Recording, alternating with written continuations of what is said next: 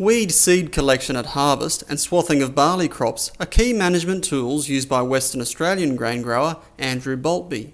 Mr Boultbee, who farms at York in the central wheat belt, has an aim of running a farming system uninhibited by weed and herbicide resistance pressures or by crop sowing dates, so that he can optimise both productivity and profit.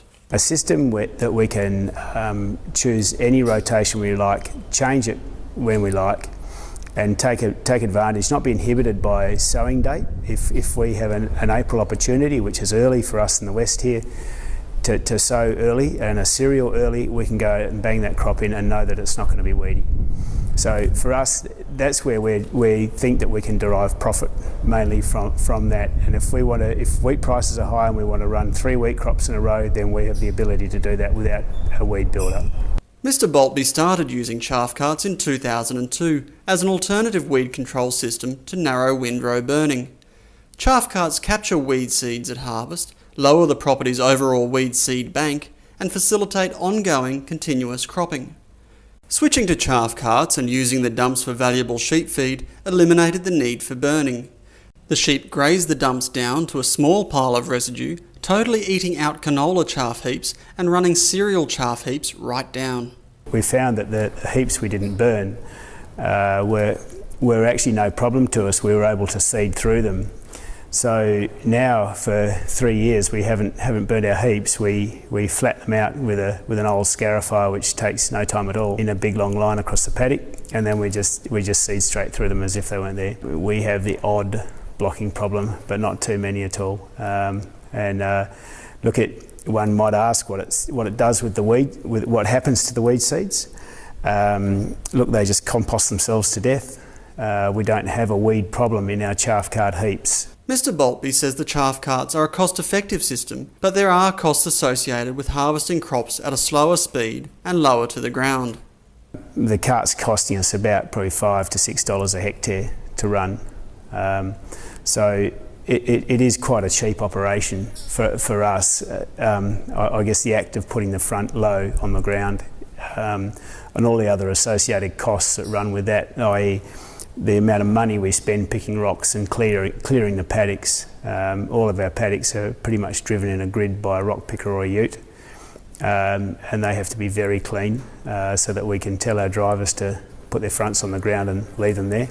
It's a bit expensive, but apart from that, the actual machinery that sits behind the header is probably one of the cheaper options, and I'd venture to say that it's not a lot more expensive than the operation of burning your narrow windrows. Mr Boultbee is using 2 chaff carts for seed collection and estimates the system is destroying about 90% of weed seeds, especially in wild radish.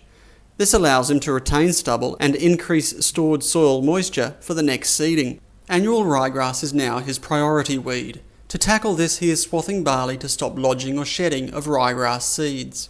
It's in quite a hard seed, and so we can come in with quite high rotor speeds and tight concaves and smash that, get those weed seeds fully threshed like the grain and down onto the sieve. So once we've got them onto the sieve, we've got them in the cart heap, and we know we've got them. So we think we're getting a good percentage of the seed through swathing. In fact, in some cases, we think we're getting nearly all of it. Crop rotation is central to the success of this swathing technique. Follow that barley rotation by a canola, so that we're getting virtually all the weed seeds in the canola rotation, and then we'll have usually a double barley rotation, and that's on a retained stubble.